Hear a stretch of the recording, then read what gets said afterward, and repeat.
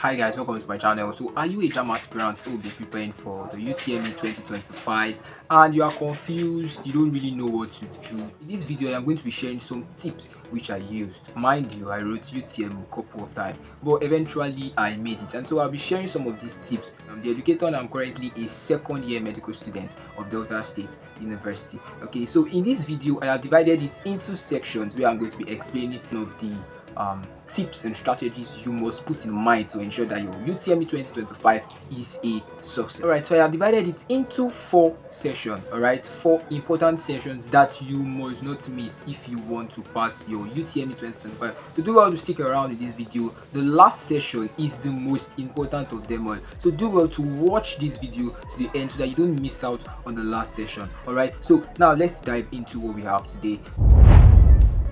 So the first session we have understanding the examination. Alright, so most of the time UTME candidates just go to the centers, register for their exams, and they are out of the centers, they go to their bed, they lie down, they attend tutorials, and they still come out failing, and they ask themselves, why did I fail? Now the reason is because before you wrote this exam you did not know the structure and how this exam works. Alright, so what gives you an edge over others is the fact that you already know what you are going to experience in that examination despite not knowing the question. Alright, so knowing or having an experience of what you are going to see there, or what you are going to experience there, is very important. Alright, so knowing the structure, first and foremost you must know that Jamb subject combination is as important as any other thing. Alright, your Jamb examination combination can actually make you fail even before you write the examination. Alright, so know the department or know the course you are aspiring for and check out the subject combination for this course. Alright, if you are aspiring for law, you should know the subject combination. If you are aspiring for medicine, you should know the subject combination. If you are aspiring for agric,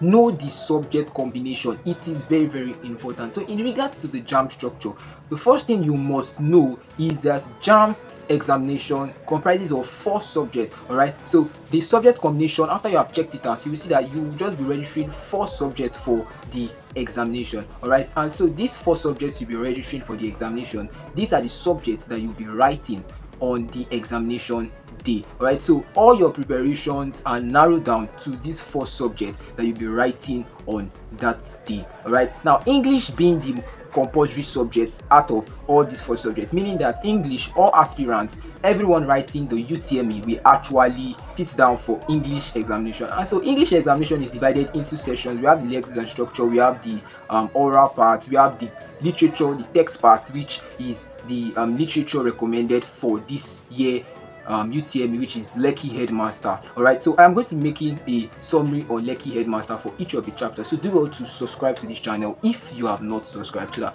when I upload the videos on the summaries you don't end up missing out. Right. The next thing you must take note of is that the examination is a CBT exam. Right, it's a computer based test, so you don't actually need to prepare yourself as if you are going to write an essay examination. Right, so there are ways you can read for a CBT exam, and also there are ways that you can read for an essay exam. Alright, so there are different study approach to CBT and essay based examination. Alright, so and that I'm going to be making in a separate video. So if you are interested in this, knowing how to read for CBT examination as a UTME aspirant, do well to indicate in the comment section so I am going to know. Then you should also take note of the time allocated for the UTME. Alright, so you'll be using just 2 hours to write the examination, which is equivalent to 120 minutes. Okay, so if you don't see the time counting down as 2 hours, you see it counting down as 120 minutes. Alright, so you should take note of this, and so every of your preparation should narrow down to this. Okay, so when you are preparing for past questions, when you are preparing for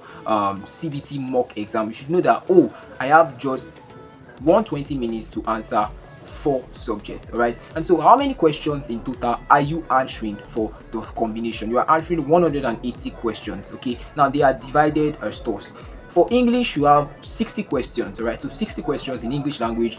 You have 40 each in other subjects you are going to write in. Okay, so remember you're writing English and 3 other subjects. So for English, you have 60 questions. For other subjects, you have 40 questions each. Okay, and so this gives you a total of 180 questions. So you're writing 180 questions for 120 minutes. It means that if you start spending more than 1 minute for one question, you will end up leaving some questions unanswered. So you can see how this helps you to prepare effectively for the coming examination. All right, so knowing just the examination structure is not enough. So moving on to the next section, which is preparing for the exam with study strategies. Alright, so the first thing you need to know under this second session is set a realistic study schedule. Right. So have a timetable, have a time where you read. Okay, it is not just about setting timetable that you wouldn't follow. Okay, make sure it is real as possible, make sure it is helpful, make sure it is achievable. Alright, so let's say you probably go for tutorials 8 to 2, and in that 8 to 2, when you come back home, let's say you'll be tired, probably by 4 you are home. Now, when you want to set your timetable, you shouldn't put 4 to 5 or 4 to 6, because at the end of the day, it wouldn't be that effective, because coming back from tutorials, definitely you'll be so tired and you need to rest. In fact, it will help your brain to even stay calmer and more relaxed, so that it can actually help you understand when you start reading. Instead of setting your schedule that way, you can actually make sure you make it more realistic. How? Know the time you work, know the time you are busy, know the time you are free, and put your study in the time you are most free. 2 hours, 3 hours, 4 hours study is enough for each day. So far, these 4 hours that you are studying is strictly only for study. It's actually going to help you go a very long. Make sure you are using the active recall and spaced repetition study technique. So I made a video on how to use active recall and spaced repetition. Just in case you have not watched it, make sure you check the description button for the link to this video, so that you will watch it and know how to use this active recall and spaced repetition for your study, so that it will be more effective and productive for you. Effective note taking. All right, ensure you are taking notes. There are a lot of persons who tell me I can't study and take note at the same time, I can't do this and take note at the same time. See, the importance of note taking cannot be overemphasized. All right, when I say take note, I am not saying write everything that is inside the textbook inside a note. That's not what I'm saying, but ensure that you write down important concepts. Okay, there are so many ways you can actually note take each and every of the concepts you are going to study, and so this is why it is very important for you to know how to take notes. All right, now this is actually going to help you, because when you forget these concepts, instead of you to go back to your textbook, you just need to go back to that note and skim through it, and before you know it, you remind yourself of what you have read. Okay, so in your process of active recall and spaced repetition, you wouldn't be using your textbook to actively recall or your materials. Rather, you will use your notes that you have taken, because that actually helps it to stick, because it's in your own words. You wrote this stuff yourself. Make sure you utilize past questions very well. Make sure you have past questions. For example, you are aspiring for medicine, and definitely you'll be writing English, biology, chemistry, and physics. For these 4 subjects, make sure you have the past questions for the 4 subjects. All right, make sure you have the past question for the 4 subjects. As you study, you practice past question. You study, you practice past question. Now, this actually gives you an edge over those who are not even practicing past question, because practicing past question gives you this advantage of knowing how the exam feels. Okay, there are sometimes you study and you go to the past question and you just, oh my god, I skipped this thing and I'm seeing it in past question. It makes you to go back to it and read. Okay, but imagine you did not open a past question, you just feel, oh, I have read this topic, meanwhile you skip some parts that you don't understand and you moved on. So past question actually brings like a summary of all the concepts that will be asked in your exam, so it gives you this idea of everything you ought to know. Then the next one is join a study group. Jamb aspirants, ensure you have a study group. It could be a WhatsApp group, it could be a Telegram group, it could be whatsoever platform you want to use, but make sure you have a study group. All right, see, the benefit of study group cannot be overemphasized. All right, because it's like a combination of knowledge from different aspirants all over the country. Okay, so you will see that at the end of the day, you might just study a particular concept and you come to the group chat and you just see somebody just drops a question randomly. This actually helps you to stay motivated and also stirs you up to read, because there's sometimes that you might just feel relaxed and, oh, I am reading, I am doing this, and probably they might just drop a quiz or something, and you see that at the end of the day, you that you said you have been reading, you fail.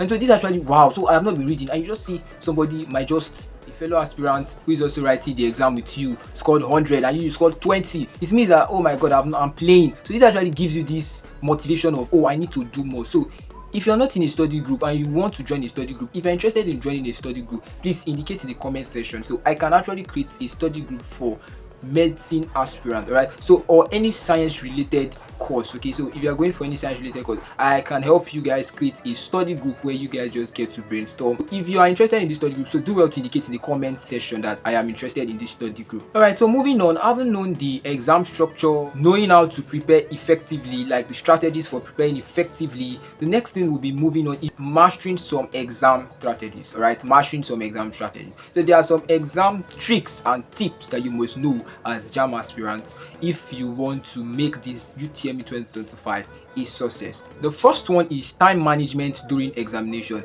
Make sure that you time yourself while preparing for the UTME. Time yourself. Give yourself 30 questions. I'm to answer 30 questions in 15 minutes. I'm to answer 30 questions in 10 minutes. I'm to answer 30 questions in 12 minutes. This actually helps you to get used to the system. If you don't do this, trust me, you might go to the examination hall and end up leaving some questions unanswered. Okay, so prepare ahead of time. So you must have this time management consciousness in you. Also, read the question carefully. Okay, even when you go for the examination, read the question carefully. So it starts now. Why practicing past questions? Read the questions carefully. There are sometimes we practice past questions and we ourselves, we don't read the questions carefully and we just pick an option, and probably when you are checking the answer you say, oh okay, I thought it was true, I don't know that it was false, I don't. So you can see this is just mere past question. What if it were to be the exam day where you'll be a bit tense? What will happen? So ensure you read the questions carefully. Have this CBT familiarity. Okay, have this CBT experience. If you don't have a computer system or you don't have a personal computer, you can just get one, practice, download the simulated app, probably My School, practice with the computer. Have this feel of using a computer to write the CBT examination. What do I mean? Know how to use your mouse, know how to use your keyboard, know how to use the control, know how to next the question, know how to use the previous, just know these keys. Okay, but I made a video on how you can actually use all of this. Okay, so check that video out. All right, so we have dealing with difficult questions. Okay, dealing with difficult questions. Practice difficult questions. Trust me,